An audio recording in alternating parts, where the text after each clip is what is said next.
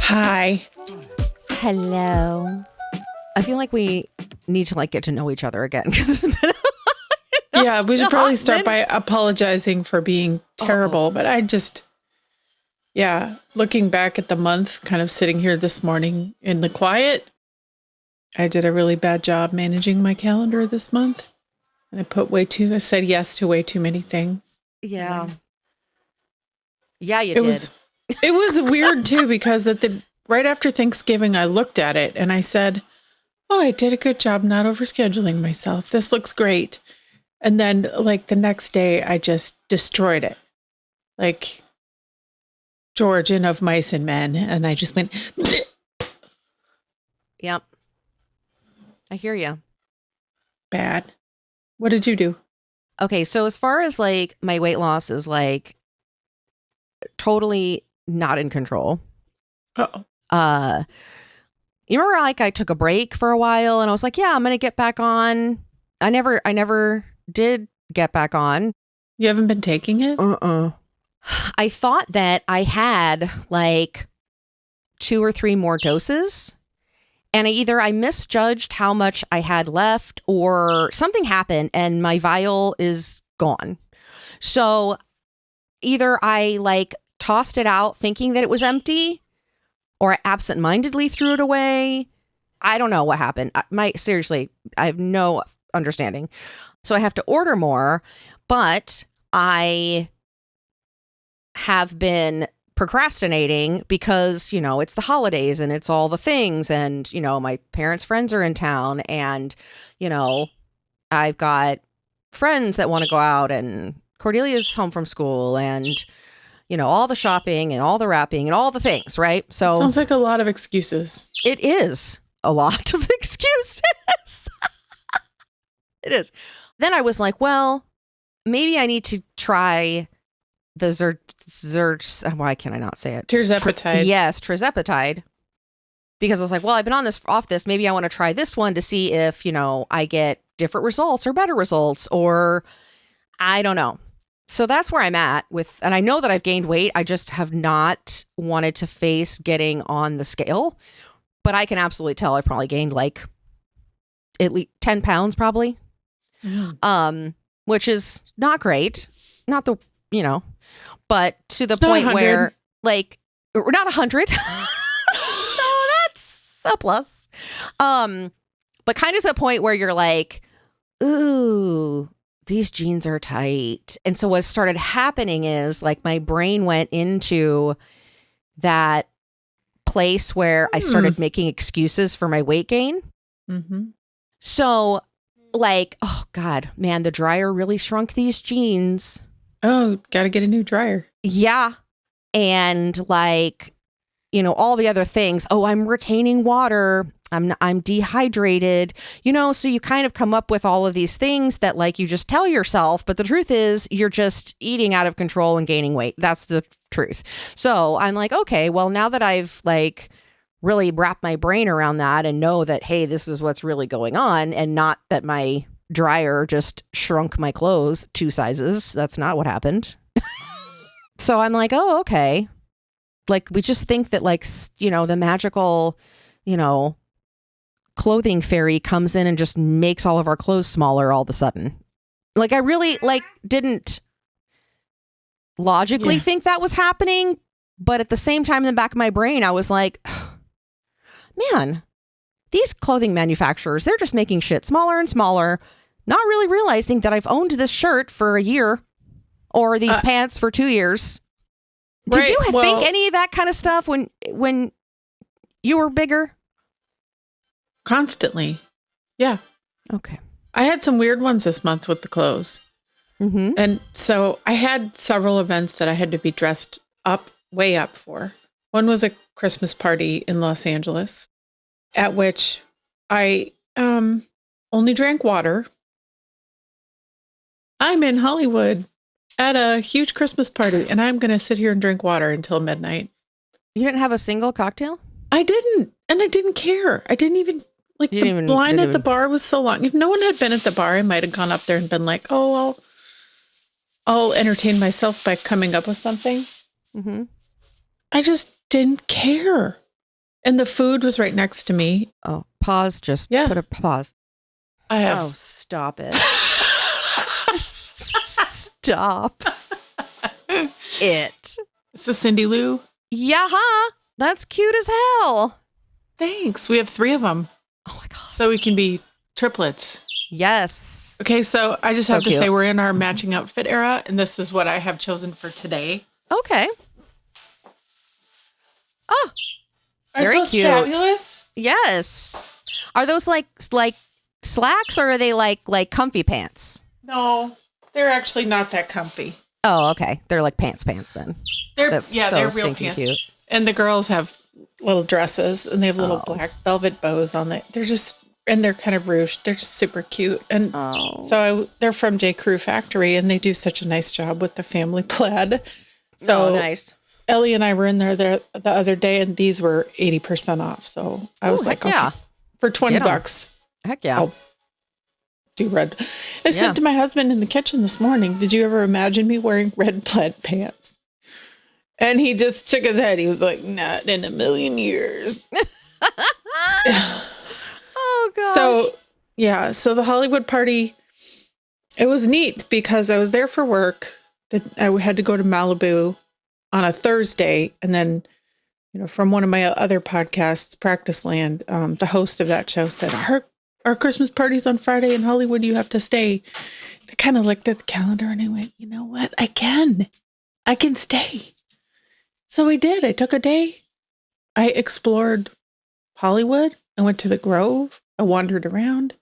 Oh, while I was there, I tried on a bunch of clothes at Cezanne, which is basically makes a bunch of French sweaters. Basically, let's just call it French sweaters. And I bought a small and an extra large. And so when you talk about sizing, not all of it is us. Yeah. It's not necessarily the size of your body. Sometimes they're just really screwed up in the real world. Yeah. And so I just recently had to buy pants that were size 8. But these pants that I have, these red plaid beauties, are 12s. And it screws with your head. It really messes with my mind. Yeah. It's not right. Yeah. So at the Hollywood party, one of my friends from San Diego came up to go with me to the party, and I got this amazing outfit that I spent weeks working on. And I got all dressed, and she was like, you look awesome, but those pants are too big. You needed a medium. And I was like, are you effing kidding me? And I had just taken the tags off. Like if she'd said it 1 minute earlier, I would have just tucked the tags in and worn them all night. I have the tags and the pants, and I'm going to try to exchange them at Nordstrom. They're from Nordstrom. They should not give me a hard time about it. But no, if they can still attach them, then yeah, it was fine. And it's not like I'm not a good customer. Like I'm not a scammer. Right. I'm literally in there every week, and they're like, "Oh, hey, oh, she's back again." Yep. So then the other one was a wedding, and so this was the second wedding I had to go to this in the last couple of months. Mm-hmm. So I had done a lot of work for the first one, and I knew kind of what needed to happen for the second one. And I will say this one was much easier because getting dressed for a holiday wedding, just you have a lot more options. And there was a Christmas miracle occurred because the day of the wedding, it got super cold here. It was like one of those crazy fronts came through, and it went from 75 on Saturday to like 35 on Sunday. Oh, damn. And I thought to myself, there's no way this wedding is outside. It's got to be inside. Except it wasn't. It was outside. So an hour only before in the Texas wedding, are you going to have a wedding outside in December. That's usually we get away with it. Like actually had played at a wedding on Saturday. Yeah. And those people totally lucked out. Their whole thing was outside, and it was glorious weather, and they all had a great time. But the Sunday people didn't get the lucky weather. And so I went in this little shop in my neighborhood that I'd never been in because I don't go in places like that. They don't have clothes for me. I'm fat. Just not anymore. No, but I don't But you're still, or yeah. Mm-hmm. There's this entire category of shopping that doesn't exist in my brain because it was like, remember the first time I went in the rack and realized I could shop in the whole store and I ran away because it was too scary? So overwhelming. Yeah. I went in this, it's called Blue Gardenia. Really cute stuff, totally for our demographic. Mm-hmm. Like, and they said on the way in, there's a 75% off rack in the back. And I'm like, oh, cool. I'll check that out. And I found a full length, like furry camel colored coat. It was basically like that. I'm sure it's a synthetic, like there's no natural fibers in this thing at all. It felt like a bathrobe. Oh. And she said, oh, this is a great deal. It was a little bit big. It was a large. It was a little roomy. But it was $39. So I was like, whoa, I'll just grab it because someday I'll need it. Mm-hmm. Not knowing in an hour I was going to need it. You were going to need way. it. Oh, the fashion gods were looking out for you. It was a Christmas miracle. It was a Christmas miracle.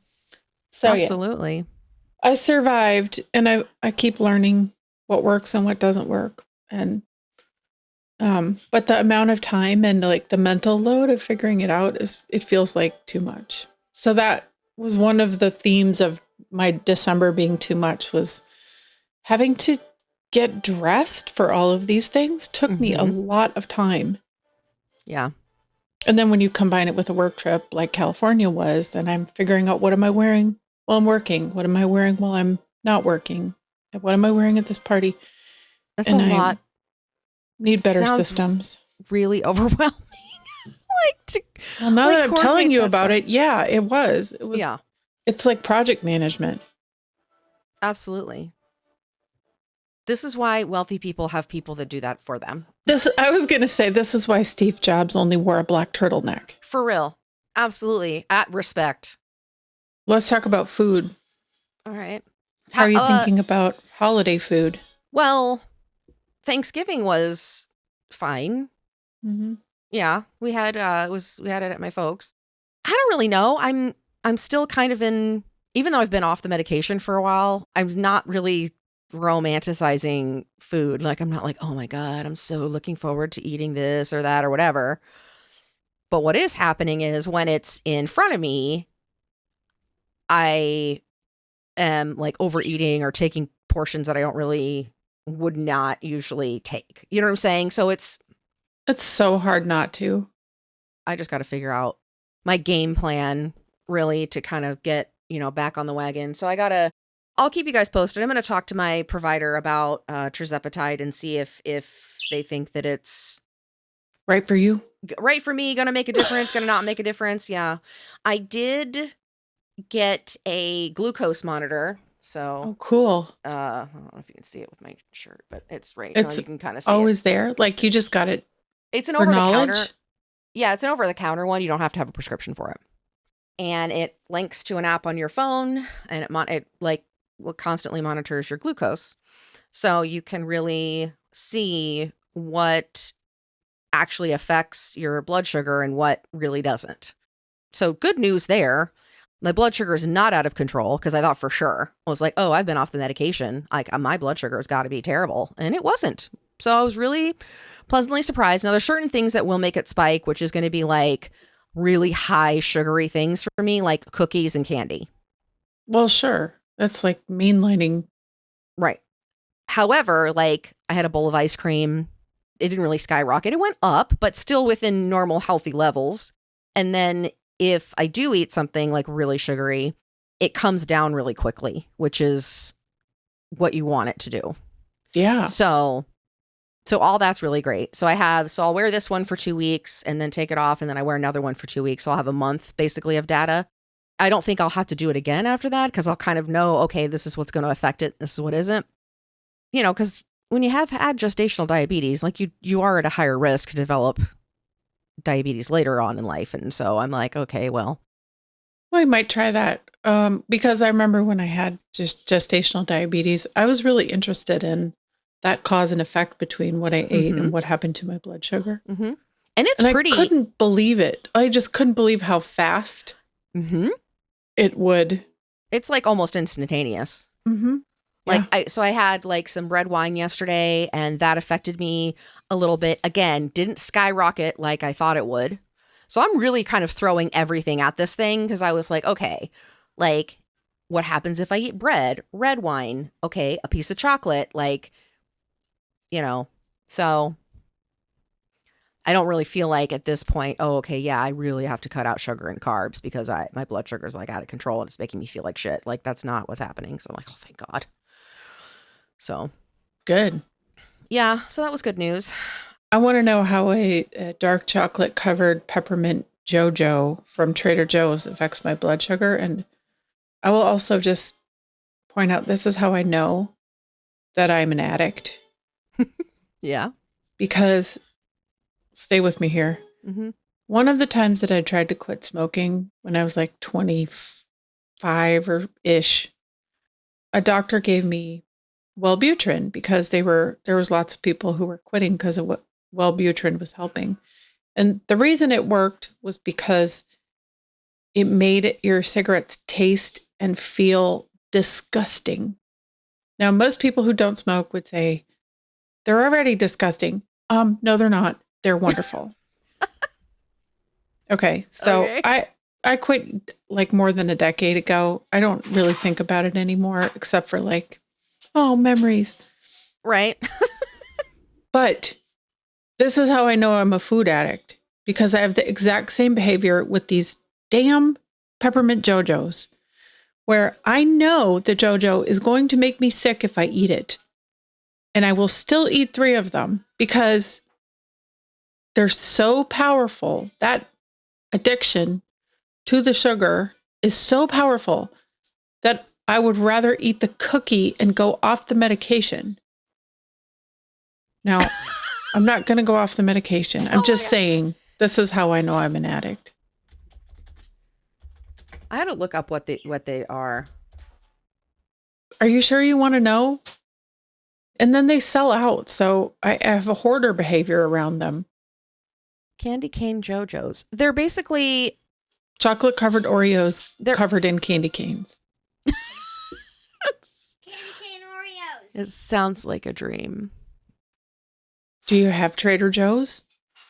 Yeah, no, there's a Trader Joe's like 2 miles from my house. Okay. Or 3 miles. You've been warned. Okay, well, thanks. Mm-hmm. No problem. Yeah, those are delicious and or look delicious anyway. So I was like, I've never had them. So this week when I set out, I mean, I always buy those early because if they sell out, then I can't binge. Pop them in the freezer. It looks like they would do. Like a Thin Mint. Mm-hmm. Yeah, you can do that. Okay. I discovered last night I had 2 more boxes of them stashed in the back of the pantry. And I don't even remember doing it. Were they expired? No, they're from this year. I don't remember buying them. Oh, you just you bought them and you blacked out, purchased them? Yeah, that is what I'm saying. I hid them in the back of the pantry. Then I bought another one. And then so last night I was like digging through the pantry looking for ingredients. And I was like, oh my God, where'd this come from? Oh, I don't remember buying this. Like, I'm just squirreling them away because that's how much I am addicted. I'm just going to say the real word. I'm addicted to them. I don't just love them. Like, there's something wrong. Yeah. Now, I will say, even with medication, because of the medication, I don't eat the whole box. Well, see, that's progress. I eat a normal serving of 2 before I can't eat anymore. I just can't. I just feel like that is a win. Okay. That's a win. And you should pat yourself on the back because you're not eating the whole fucking box. Yeah. Good for you. Moderation, right? Mm-hmm. Right. This is bothering me. My hair's a freaking disaster. Do you need a Cindy Lou headband? I do. And I don't have one, which is a real shame.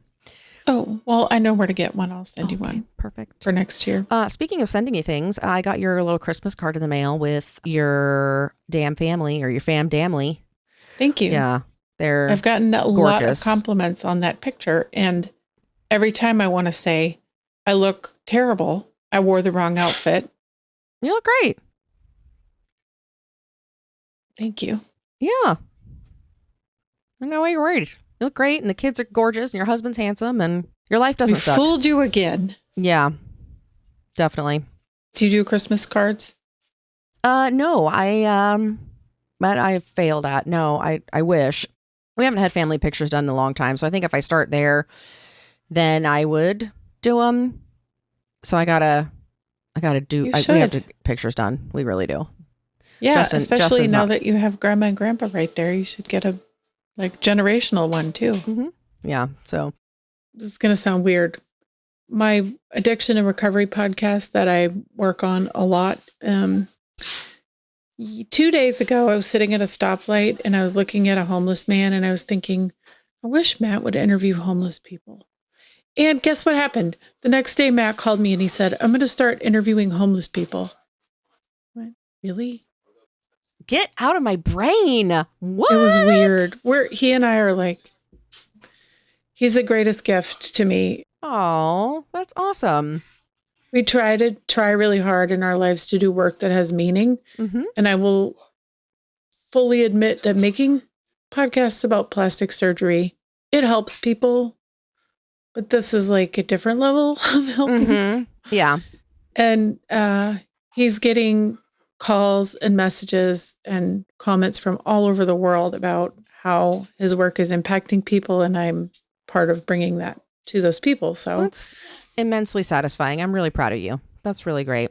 thank you. He wants me to come on and talk about food, and I'm not ready to do that. Yeah. But another friend of mine sent her son to residential treatment for screen addiction because That is a thing. It is a thing. Yes. There's a documentary TV show called Digital Addiction. You There should is? watch it. Yes. Oh, I will. Yeah, it's called Digital Addiction. I can't remember what service it's on, but like, this is people that have like multiple cell phones, multiple laptops, multiple iPads. No, yeah, they're like the first people to get an implant. When there's an implant, they'll just get it. They'll be like, I'm Yeah, never I'm not like, connected. whole families. Like, this is It's a tragedy. And I feel crazy. I was their like, what? souls are being stolen from them. They become like shells of who they were. And, all their friends are like, we go out to dinner with you and you are not even present. Like, what are you even doing here? You know what I'm saying? It's just so weird. Yeah, So, why bother? yeah. But Well, she got him off the screens. She got both of her kids off the screens successfully, but the older one needed a lot more help than the younger one. And so she, and how old are these kids? middle school, late elementary. She was a single mom and she just did what she needed to do to survive. Very successful and intelligent people, but just no shame in that for sure. But yeah, but how bad was it? I could see it with my own kids. And I think so. His was so severe that it was actually the withdrawal. So the absence of it was the obsession. So you can take them away. And after a day or two, like most kids will recover and then they'll go back to playing outside or read a book or get the Legos out. Right. Yeah. But months after she took the screens away and he was completely screen free for a very long time, he was still obsessed with getting it back and he could not let it go. That's the issue. Yeah. Yeah. That's the like, oh, I don't, you know what I mean? Just like, My precious. yes. That's like me and coffee. Okay. I don't know if it's exactly the same. No. Eva, but If just watch your own child on a day where you have screen time and then you take it away. They can't switch. Like they still always want it back. When do I get it back? When do I get it back? When can I have it? yeah, And then it just takes up does everything. a really good job of self-regulating. She'll play games on it and then watch videos on it. And then she will put it down and go play with all the dolls in her room or go build a fort or doing a lot of artwork too. Like she'll be like, oh, okay, I'm going to draw something or I'm going to whatever. So I definitely keep my eye on it for sure because it's slippery slope, right? Yeah. So You'll know. You'll Yeah. know when it's gone too far and then you'll have to do something. Then that's where we got with ours. Like we couldn't go in the car without them being like, "Can we have line pants?" Mhm. And so Yeah, she'll there's a- ask for it, but then she'll just stare out the window yeah, the whole that's drive. good sign. So I'm like, all right. I have one last story for you about this month, which is Yeah. in the theme of doing too much. Mm-hmm. I subbed in the Symphony to do the Home Alone concert where they have the movie on the big screen and the orchestra sitting under the screen. Oh, nice. Yeah. And so we play the whole Home Alone soundtrack, which is really fun. Oh, nice. I had a great time, but it was, again, too much. I didn't do anything bad. I just did too much. Mm-hmm. And I sometimes go a really long time without being there. And so I see people that I know, but they haven't seen me in a while, and vice versa. I haven't seen them in a while. At intermission, one of the nights, this bass player came over to me and he said, you look really different. Like your shape has really changed a lot. Like, I don't even know your name. You don't know who the guy is. Well, I recognize him. If I saw him on the street, I'd be like, oh, that's that guy that plays the bass. But we're not friends. Like, so the unsolicited body comments are somehow... That's a little... I mean, it's going to be like, if you knew somebody like that on a personal level, I'd be like, oh, okay, cool, thanks. But like... We make a podcast about it. Okay, so if you know me, it's fine. We talk about it all the time. But like to come up to me unsolicited in the middle of a concert, having never had a conversation in our lives, to comment on how different I look. Especially like that way. Yeah. That's a little strange. And I know that sounds like a guy that like... he was coming from a good place. Oh, I'm sure it was. He's probably just really socially awkward. Probably. Maybe. I don't know. You know, I feel like, well, if you said, oh, hey, you're looking really great. Or... He tried to come up with a innocent way to say you lost weight, which was your shape's really changed. Thank you.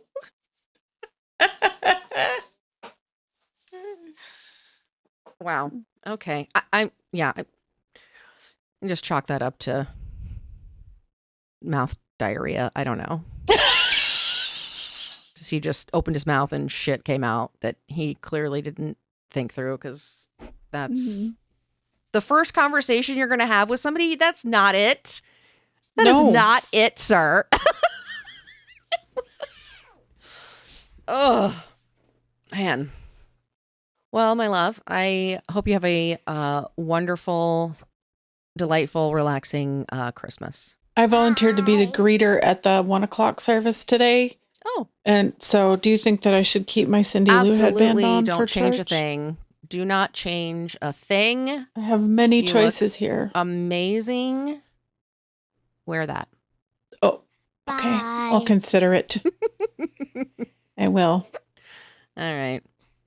Merry Christmas. Merry Christmas. Love you guys. Yeah, I love you. Say Merry Christmas. Merry Christmas. Okay, that's enough. Follow us on Instagram at Less of You Podcast. Are you confronting the same challenges and have a story to tell?